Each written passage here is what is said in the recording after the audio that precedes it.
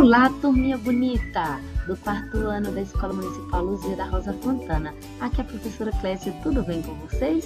Então, hoje iremos fazer uma breve revisão sobre água, preservação e características, higiene, micro-organismos, benéficos e maléficos, ordem alfabética, substantivo simples, composto, primitivo e derivado. Vamos lá? Água.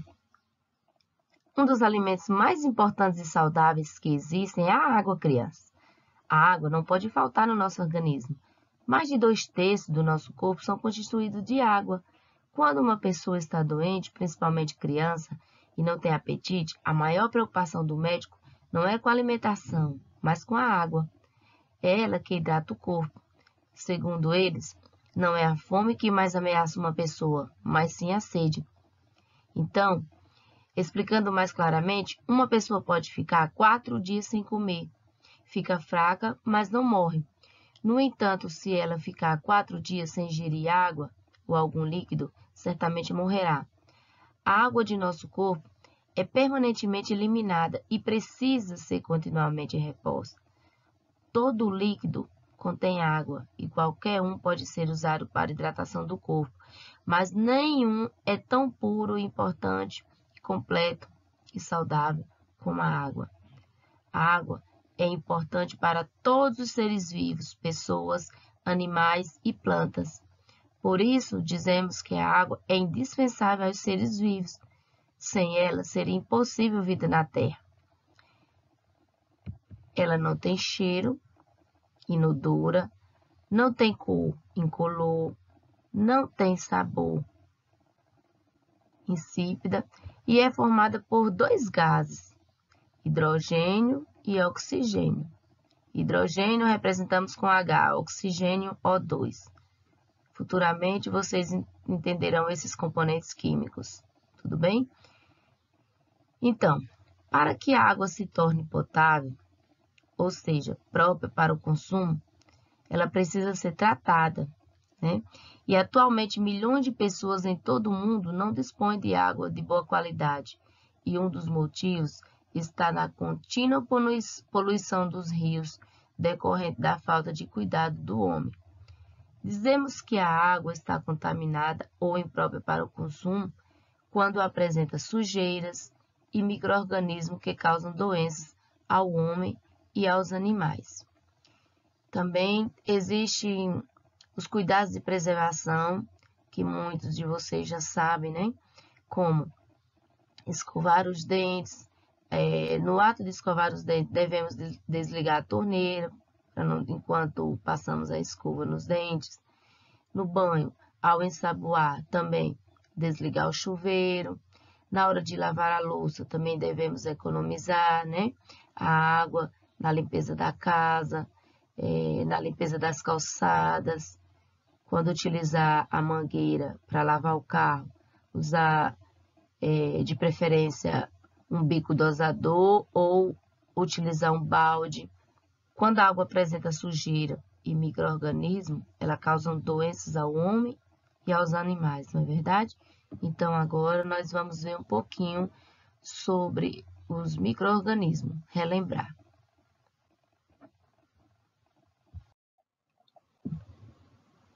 Micro-organismo. Com a invenção de um importante instrumento, o microscópio, foi possível enxergar que há um verdadeiro mundo escondido ao nosso redor, um mundo cheio de vida, cheio de seres vivos muito pequenos, que não podem ser vistos a olho nu, os micro-organismos. Eles podem ser encontrados no fundo do mar, no alto das montanhas, no subsolo, nas geleiras dos polos e no calor do deserto. E há diferentes tipos de micro-organismos. E com o aperfeiçoamento dos microscópios, foi possível estudar em detalhes cada um desses tipos e classificá-los em diferentes grupos. Temos os fungos, as águas microscópicas, os protozoários, as bactérias e os vírus.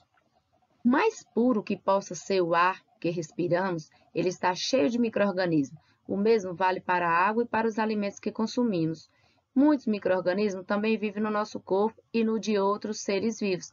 A grande maioria desses seres não nos faz mal e muitos são até importantes para o funcionamento do nosso organismo, Porém, alguns podem causar doenças.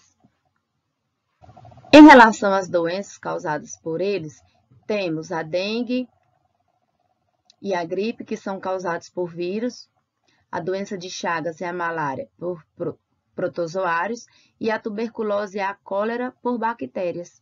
Há também micro-organismos que podem contaminar o ambiente e produzir substâncias tóxicas que prejudicam outros seres vivos.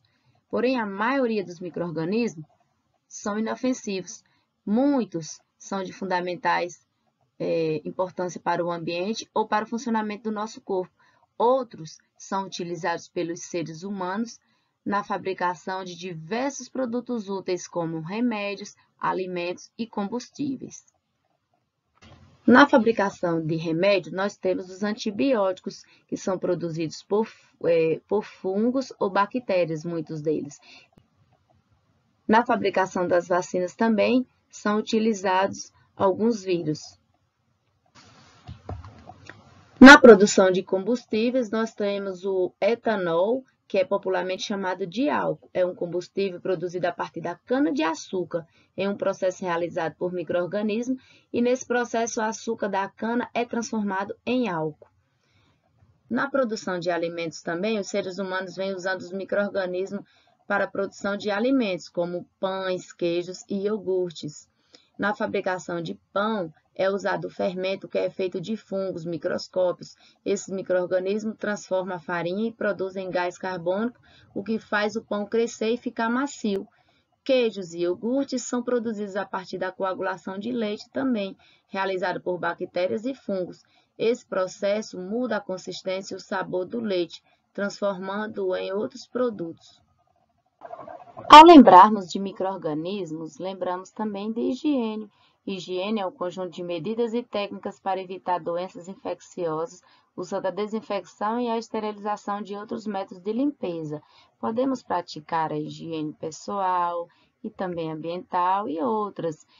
Podemos fazer a lavagem das mãos com frequência, de maneira correta, tomar banho com frequência também, escovar os dentes, cuidar dos alimentos de forma adequada, manter nossa casa limpa, usar roupas limpas, cortar as unhas, cuidar do cabelo, não poluir a rua, não jogar lixos em locais inadequados e muito mais. Esses hábitos nos ajudam à boa convivência e a nos sentirmos bem consigo mesmo e com as outras pessoas. Vamos revisar aqui, crianças, a ordem alfabética. Para colocar as palavras em ordem alfabética, basta observar a primeira letra de cada palavra e seguir a ordem das letras do alfabeto sucessivamente. Por exemplo, aqui nós temos as palavras Bia, Ana, Davi, Paloma e Pedro. Percebam que eu sublinhei as primeiras letras, o B, o A, o D e o P. E coloquei em destaque as duas letrinhas em vermelho aí no nome Paloma, o A, e em Pedro, a vogal E. Por quê? Porque essas duas palavras começam com P. Então, quando temos situações assim, observamos a segunda letra e depois a terceira e sucessivamente. Tudo bem? Então, para colocarmos esses nomes dessas crianças aí em ordem alfabética, nós colocamos aqui, primeiro, Ana, com a letra A. Segundo, Bia, a letra B. Terceiro, Davi. Quarto, Paloma, porque o A vem primeiro do que o E, né? Depois, Pedro aí, ó. Duas palavras, Paloma e Pedro, levamos em consideração o A, depois o E, pela ordem alfabética. Tudo bem? Então, a sequência pode ser escrita assim, nesse modelo, na vertical, e também podemos colocar assim na horizontal. Aqui nós temos os substantivos simples e compostos, primitivo e derivado. Substantivo simples é quando é formado por apenas um elemento, exemplo, relógio, cachorro, sacola, flor, etc. Substantivo composto é quando é formado por mais de um elemento. Aí nós temos beija-flor, guarda-chuva, quarta-feira e etc., que são palavras ligadas pelo hífen.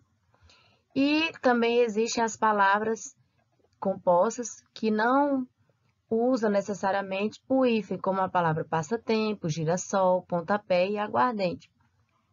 Professora, mas você diz que os substantivos compostos é formado por mais de um item. Como assim? Veja bem, a palavra beija-flor, nós temos duas palavras aí, beija mais flor. Guarda-chuva, guarda mais chuva. Quarta-feira, quarta e feira. E nas palavras passatempo também, e girassol, pontapé e aguardente, que não estão ligadas por hífen, também existe duas em cada aí.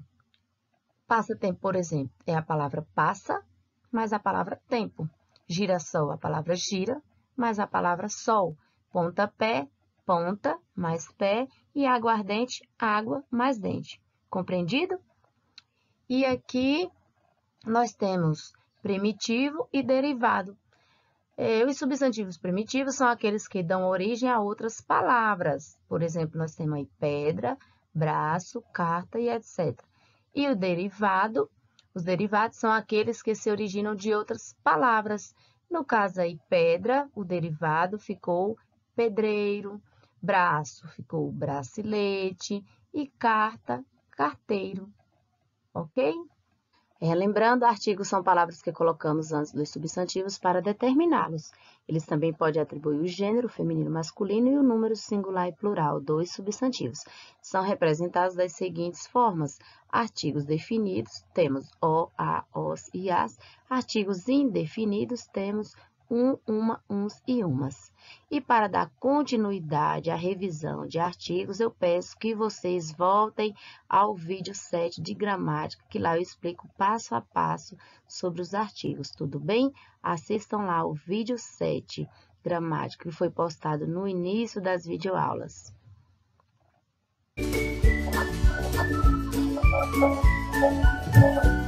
Então, crianças, vamos colocar esses conhecimentos em prática?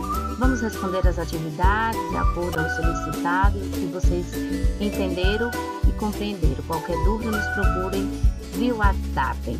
Beijos, fiquem com Deus e até a próxima videoaula. Bye!